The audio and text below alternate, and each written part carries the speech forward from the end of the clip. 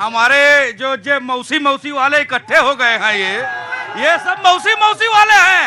इनको ये पता था।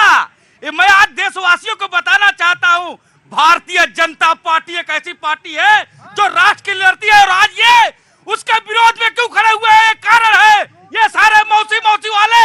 इन्होंने ही तो बीजेपी को रोकने के लिए अपनी मौसी को तैयार किया। आम आदमी पार्टी, उत्तर प्रदेश में समाजवादी पार्टी, ये सिर्फ एक राष्ट्रवादी पार्टी को रोकने के लिए आए हुए हैं। और दूसरी बात कहना चाहता हूँ कांग्रेस पार्टी को, इनका दुख हमें समझ में आ रहा है। 352 करोड़ रुपए चले गए हैं। कभी कभी उदाहरण देते समय मौसी वाला, तो उसमें थोड़ा सा कभी कभी ध्यान रखा करिए। जब बोला करिए तो जो आप बोल रहे हैं वो आपका मनोभाव ठीक है, अच्छा है, उसमें कहीं कोई गलत नहीं, उदाहरण सही दिशा में जाए उसका ध्यान रखा करिए। जी बिल्कुल, you have to respond now. Prateek ji, अच्छी बात है, समाजवादी पार्टी के हो सकता है प्रवक्ता हो सकता नहीं है। स्वयं स्वर्गीय मुलायम सिंह जी ने कहा था कि ईडी और सीबीआई का हमारे खिलाफ कांग्रेस दुरुपयोग कर रही है। अब सारे भ्रष्टाचारी मिलकर अभी देखे होंगे कि 300-400 करोड़ रुपया एक साहू जी के यहाँ से पकड़ा जाता है झारखंड से। मैं तो ये कह रहा हूँ कि चाहे वो भारतीय जनता पार्टी की कोई एजेंसी नहीं है, आपके जिम्मेदार चैनल पर सवाल पूछा गया था अभी मध्य प्रदेश चुनाव में, हमारे गृह मंत्री जी ने कहा था सभी एजेंसियां स्वतंत्र है। ऐसा नहीं है कि आपके समय आम आदमी पार्टी कहती है कि ईडी बीजेपी ईडी। मैं वही कह रहा हूं भाई, ये आरोप 400 पेज का लेकर ये कांग्रेस के साथ घूमते थे, अब कांग्रेस के साथ एक हो गए।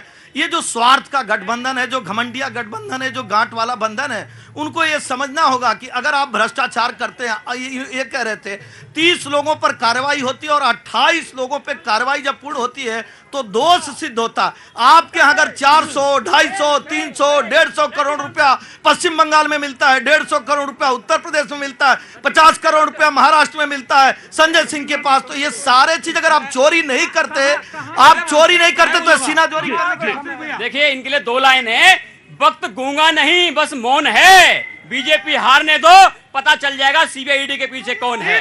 भारतीय जनता पार्टी इतनी डरी हुई सरकार है, डरी हुई सरकार आई है, इनसे कोई सवाल कर लेता है, इनके सवाल सहन नहीं होता। जब देश की बेटियां मेडल लेके आती हैं, एक भारतीय जनता पार्टी के सांसद के खिलाफ अपना हक की आवाज मांग करती हैं, न्याय की मांग करती हैं, उनको गालियां दी जाती हैं। किसान, दिल्ली की सदर में 700 किसानों ने अपनी जान गंवा दी, उसके बाद भारतीय जनता पार्टी। भैया आप आए थे, एक मिनट में अब सुनिएगा, ये शिक्षा तो दे नहीं पाए, पाठशाला तो खोल नहीं पाए, मधुशाला दिल्ली में खोल दिए। ये आए थे राजनीति बदलने के लिए। अन्ना जी के साथ में कितने आंदोलन से निकले हुए ये नेता है, सारे भ्रष्टाचारी। आराम से सारे लोग बैठ जाएंगे। गुप्ता जी। देखिए, जिस तरीके से ईडी की रेड होती है और करोड़ों रुपए पकड़े जाते हैं, कोई पार्टी ये एक्सप्लेन करने को तैयार नहीं पैसे कहां से आए। अगर आप ईडी का ट्विटर खोल के देखिए, हर रोज कोई ना कोई अटैचमेंट हो रही है, कोई प्रॉपर्टी जब्त हो रही है। कन्विक्शन रेट क्या है, वो जुडिशरी का मामला है, लेकिन जो पैसे पकड़े गए वो संपत्ति हो जाती है, वो करप्शन का पैसा था। कांग्रेस और समाज और पार्टी जवाब दें कि ये पैसे कैसे मिल रहे हैं। बालाजी सेंथिल कैसे 75 करोड़ कैसे मिल गए भाई, धीरज साहू के 350 करोड़ कैसे मिल गए, ये पार्टी जवाब देने को तैयार नहीं है।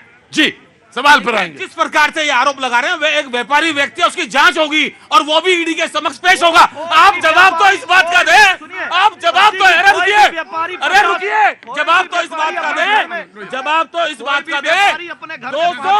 205 लाख करोड़ का देश पे कर्जा है। जी, 200 लाख। तर्क दे रहे हैं। क्या है, जो लोग अपने समय में गलत कार्य किए उनको बार बार वही दिखाई देता। आज देश की अर्थव्यवस्था बढ़ गई, 13 करोड़ लोग गरीबी रेखा के बाहर आ गए, 50 लाख करोड़ रुपए का अलग से लिक्विड फंड है। मैं कह रहा हूं भारतीय जनता पार्टी नहीं, ये देश इतना आगे बढ़ चुका है कि दुनिया मान रही है कि अगर बढ़ती हुई कोई अर्थव्यवस्था है तो भारत। नमस्ते, बड़े दिनों बाद आए, नए साल में आपको बहुत बहुत शुभकामनाएं। कैसे हैं आप? बढ़िया सर। कहाँ से आ रहे हैं?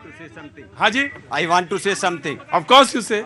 सर, अभी जो बात हो रही है वो बीजेपी वर्सेस कांग्रेस की हो रही है, राष्ट्र हित की बात नहीं हो रही है। राष्ट्र हित के लिए क्या जरूरी है? एक स्टेबल पूरी मेजॉरिटी की सरकार जो 2024 में बीजेपी के अतिरिक्त तो कोई दे नहीं सकता।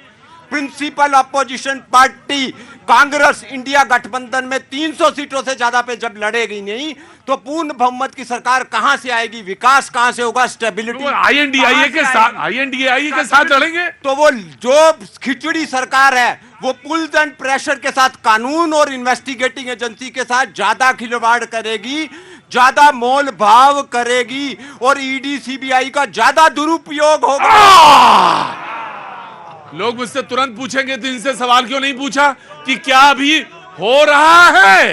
यस, मैं बताऊं कि जो नहीं, आप मानते हैं कि ईडी और सीबीआई ये सारी पार्टियां करती हैं और करना चाहिए। मोदी जी को किस प्रकार से प्रताड़ित किया गया जब वो चीफ मिनिस्टर थे, सीबीआई ने दिल्ली में बुलाकर घंटों उनको पानी तक नहीं दिया गया और क्वेश्चन आंसर किए। देश की कॉन्स्टिट्यूशनल सीट पर बैठे व्यक्तियों से मैं एक और सवाल पूछना चाहता हूं कि इन्वेस्टिगेटिंग एजेंसियों की क्रेडिबिलिटी इतनी कम क्यों होती चली जा रही है, जबकि एक मुख्यमंत्री आधा दर्जन बार रिफ्यूज कर लिया तो वो क्या स्टेप उठा? सवाल इन्होंने रखा है। हाँ जी, बिल्कुल परफेक्ट कहा भाई साहब ने। मैं ये कहना चाह रहा हूं, अगर बाय चांस अगर इंडिया वाले जो हैं इतने आ जाएं, ये तो हालत वो हो जाएगी, एक बस में एक ड्राइवर और 24 कंडक्टर, किस किस की सीटी सुनेगा? तो किस किस की सीटी सुनेगा ये देश? जी, मैं शमून साहब को एंड देन ये ओवर, फिर आप लोगों की बारी। जी प्रतीक भाई, मैं ये कहना चाहता हूं कि स्वयंभू ईमानदार कहने वाले लोग ये राजनीति को बदलने के लिए आए थे। आज आखिर क्या हो गया? हम यही तो कहते थे कि राजनीति से परिवर्तन नहीं होगा और आज वो चीज़ साबित हो गई है कि अन्ना ने और हमने मिलके ये तो कहा था, भाई तुम पॉलिटिकल पार्टी बना रहे हो, कहीं ऐसा नहीं कि तुम और गंदगी में जाके फंस जाओ। जहां से राजनीति की गंदगी खत्म होती है वहां से अरविंद केजरीवाल एंड लेकिन उन्हें पंजाब में भी मिला, यहां से जाने के बाद पंजाब में भी लोगों ने चुना, तो इसका मतलब लोग कहीं ना कहीं तो विश्वास कर ही रहे हैं। देखिए प्रतीक भाई, पंजाब की स्थिति और यहाँ की स्थिति दोनों को अगर आप दोनों का विश्लेषण करेंगे तो दोनों जगह फेल हैं। मैं आज आपसे ये कह दूं कि सिर्फ अरविंद केजरीवाल ने भ्रम पैदा किया, जैसे कांग्रेस ने 60 साल के अंदर भरमाया, मुसलमानों को वोट बैंक बनाया। आज मैं ये बात कह सकता हूं कि उत्तराखंड के अंदर हमने मदरसों में जाके, हमारे माननीय मुख्यमंत्री जी ने कहा कि इन बच्चों को जो मदरसों में पढ़ते हैं, हमारे पुष्कर सिंह धामी जी ने, कि इन्हें डॉक्टर भी बनाओ, इंजीनियर भी बनाओ, और आज वो उनमें परिवर्तन आ रहा है। वोट बैंक से निकल करके वो असलियत की तरफ आ रहे। क्यों आ रहे हैं? कि आज के प्रधानमंत्री ने निष्पक्ष होकर कहा सबका साथ, सबका विकास, सबका विश्वास, और यही नहीं पूरे विश्व को यह संदेश दिया G20 के मौके पर कि अगर पूरे विश्व के अंदर आप ये चाहते हो कि इंसाफ आए तो सबका साथ, सबका विकास, सबका विश्वास। जी जनाब अली पवन जी, आम आदमी पार्टी, सारे सवाल आपकी तरफ। देखिए, मुझे डिबेट में आने से पहले कोई कह रहा था कि जब से इंडिया अलायंस हुआ है भारतीय जनता पार्टी को अपना अंत दिखाई देने लग गया है, तब से सीबीआई ईडी इतनी एक्टिव हो गई है कि चुनाव आने वाले लोकसभा चुनाव से 2-3 महीने पहले सीबीआई ईडी रात दिन काम कर रही है।